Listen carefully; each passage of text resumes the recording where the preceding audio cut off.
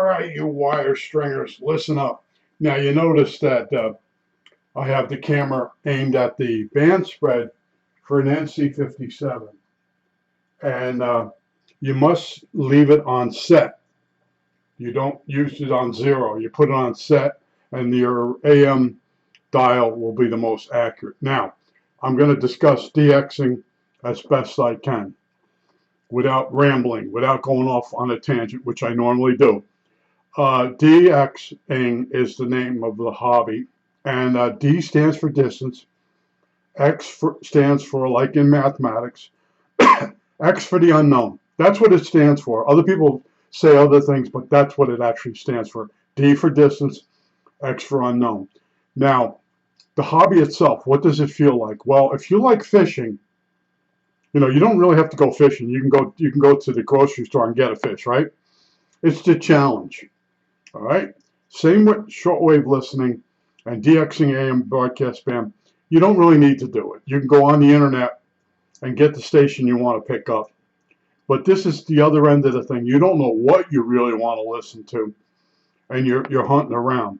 Now, I want to tell you first off that during the day, there are a bunch of little tiny local transmitters, community stations. So you go around during the day and you'll hit all these little stations. Now in Lancaster area, they're mostly religious stations. Some are community stations. They're very unique if they're not religious. In other words, they'll tell you what's happening in the weekend, what new store just opened up, what store has a sale, who died, who was born. It's a community station. If you ever watched Northern Exposure, they had a station in their town. It was called K-Bear. It just had a certain amount of range for the people in the town and nearby woods. So that's what a community station is. And they have to reduce their power at night. They're like 250 watts. They have to cut their power back to about 1 watt at night because 250 watts really goes far under certain conditions. And that's what you're looking for. Now, what causes the station to go really far? Well, it starts off with the sun charges up the ionosphere. There's a level of gas all the way around. It's shaped like the Earth. It's above the Earth, and I think it's the ionosphere. Well, anyway, you look it up. In other words, it gets charged during the day by the sun and by solar flares. So when it gets charged, it's like a mirror. Any signal that comes up from the ground, even though the antennas are shaped to send the signal out, they have these top hats on it. There's some signal goes up. When it hits the ionosphere, it reflects down at a 90-degree angle further out than where it normally would be. All right, so now that's what causes the DXing. So that's why DXing is better in the wintertime, is because the sun goes down earlier. The ionosphere is up there, it's charged, and it floats to a certain level, and that changes the angle during the winter. And by a certain time at night, it must rise up, whatever, and the angle. So during the summer, it sits at a certain height because the sun does set, but it stays. The ionosphere doesn't drift up, changing the angle. And there's noises when you try to DX during the summer. You can, but there'll be a lot of even lightning storms across the United States. You'll hear that in the background. They call them static crashes when they're really loud.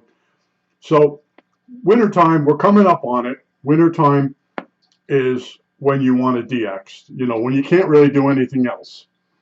And I told you I got into DXing because my dad used to ride to work in the dark, and he'd always have WKBW on the radio, and it was just a habit of his. And I picked up on the habit. See, the reason he did was he had a sister. His favorite sister lived in Buffalo, and he would follow what's going on in Buffalo.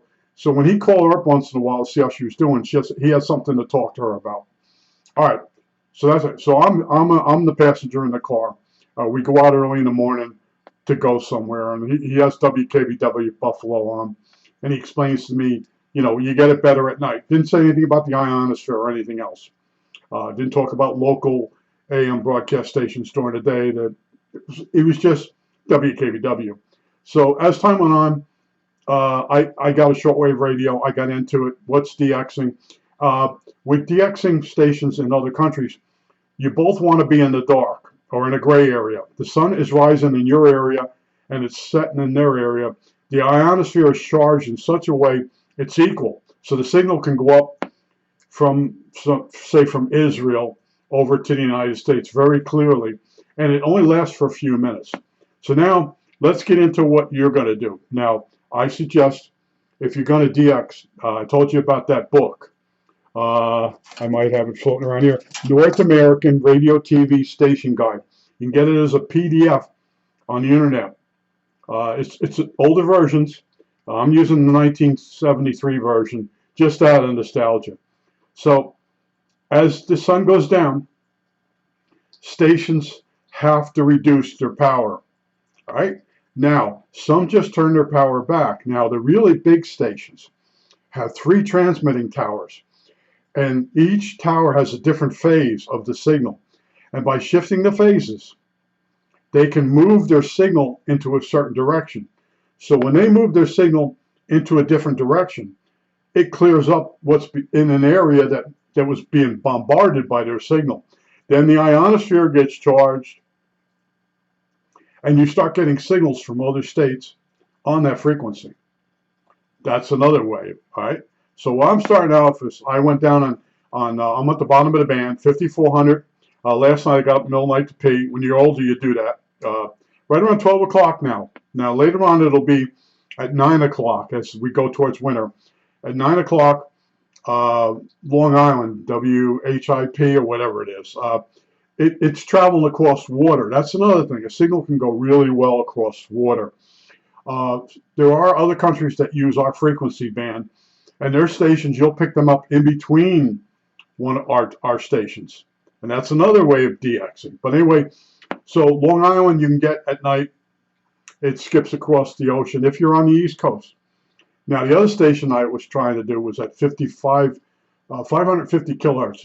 It's the best I can do. It's Buffalo, and it's a 500 watt station. And the other night, when we were expecting maybe the Aurora Borealis on the weekend, I put it on 550, and the station isn't drifting in and out. It's perfectly clear. And I'm like, wonder what station that is. Didn't ID it then, but it was a sports station. And now, late at night, if I get up to pee, I turn it on. It's Buffalo on 550 kilohertz. Now, also on that station should be a station from Pennsylvania near me. Well, I read up on them, and they no longer use that frequency. They're up at 960 kilohertz during the day. It's a low power station, but there's so much involved. You know, if you're using an old radio, you hang a wire on it, run the wire from north to south. If you're on the East Coast, you want to get a lot of East Coast stations like North Carolina, South Carolina, Boston, and then run the wire east to west in a few nights later on. Once you log in what's on each frequency that you can get, run the wire, then run the wire east to west. Now, if you've got a portable radio, you can rotate it. Once you find a station for each frequency, go back and turn the radio different ways when you're on that frequency and see if you can get a second station. When you're really lucky, you can get 3 stations on each frequency. That's the hobby, all right? And it's basically, I'll tell you, if you say to me it's stupid, it is. It's a stupid hobby. And there's a lot of other stupid hobbies, collecting stamps. I think listen to the radio is a couple levels up from looking at stamps or coins, all right? If you like fishing, and when you go to the lake, and you got different baits and different spinners and lures, which a spinner is a lure. But in other words, you go there with a certain amount of technology, a certain amount of savvy, and you start fishing. And you may not catch anything at all. Or you catch and then you get something good, you put it back. But that's the same hobby as shortwave listening. You're pushing your knowledge and the radio, and you're trying to see what you can get. You don't know what you're going to get until you pick it up. And as you get older, your hearing isn't as good. So when the station ID happens, you may miss it. That's why having that book, the North American Radio TV Station Guide. When you're in a section, now notice they'll have one part I think says Canadian free or Canadian clear, regional. There's frequencies on AM that are just for small stations in a region of the country, and every so many kilohertz, there's a blowtorch station. Now, a blowtorch station is 50,000 watts, and they're on a clear channel. Nobody else wants to use that frequency. But there are little locals in several states away during the day that are on. And that's why at night they go off, because they'll interfere with that station under the right conditions. You got to remember, you get free time, you could sit down in front of your radio and you turn it on and you don't get anything that you want to hear or listen to or interesting. And the people who come into shortwave radio, and I say, look, if you got free time during the day, you go up on the high frequencies on the shortwave radio. I said the low frequencies, it's just noise and stuff. Then at night, then drop down on the frequencies. And then certain nights, the atmosphere is terrible. I mean, you just don't get, you get the big stations like London, or actually the BBC years ago, and Russia. Russia's was up and down the band. They had a transmitter, 2 or 3 transmitters for each one of their satellite countries. And Cuba's on there. There's stations that, I used to listen to the 2 Bobs, Radio Swiss International. They were more positive. They would get letters from people that picked up the station, and they're the ones that explain what DX stands for. D for distance, X for the unknown. And you bump into a station like that, and then they explain to you different regions of Switzerland if you come visit. You want to check out this. You want to check out, and then someone will write in, what are those big horns and they explain those horns and how they're carved. And this is stuff you would never see on television, because it's 3 levels above boring. Okay, television, they want to flash pictures, they want to get your interest so they can give you a commercial. So when you're shortwave listening and they're telling you about different regions and wine, and some people might want to hear that, and you may not. But that's what it is. It's a whole different world. So I think I covered it real quick. The other thing is DXing in your car. Years ago, if you had a Chevy, you had a decent radio, and it used 3 pistons. 1 piston, ferrite pistons, they're coils. And when you tune the dial, those pistons would go in and out. The first piston was on an RF amplifier. That's why the radio worked so good. And then the second one was the oscillator, and the third one was the mixer. So the front end of that radio was tuned, and it worked very well. And why it worked very well was it was just an AM-only radio. It was made so if you go out on a road trip, you could turn a station in and keep it the whole part of your road trip within like 500 miles. Certain stations where you could stay on that station. Maybe depending if you went through mountains, you had to switch to another station. But that's why years ago the radio was so good. You go into work for overtime early in the morning. It's dark. You're sitting in the parking lot. You're waiting for the guard or someone to open the company up, and you're tuning up and down the dial, and you get all kinds of stuff, And then this gray area thing I talked about. In other words, you're in Fairfield, New Jersey, and part of the country, the sun is coming up by you, and it's setting by them. And depending on if it's late night shift, whatever. So in other words, the sun is going down by you, and the sun is rising up by them. And you're both in that murky gray area. And you can pick stations up back and forth in either direction really well. And just the fact that when you go into work and it's dark, the ionosphere is charged, it's at a certain level, and you can get stations from California on certain. You're sitting in the parking lot, and you hear them say K instead of W, and you know it's coming. But it only lasts a few minutes, because now you've gone to work early in the morning, but now the sun's coming up. As soon as that sun comes up, the ionosphere changes its height, the angle of the signal that's bouncing down changes, and off it goes, and you're sitting there. And I used to get kind of disappointed, but I knew if I remembered the next day, I'd leave the radio set. The next morning I'd pull in there, and it maybe be 3 mornings, depending on which way you were going. If you're going towards summer, or you're going into winter. If you're going into winter, You could get that station maybe for a week straight. Just don't touch it. Pull into work the same time to go work overtime. Put it on. Listen to them verify the station. I had a pad and pencil in the car. I got heavily into it for a while, but I just want to tell you, it's not for everybody.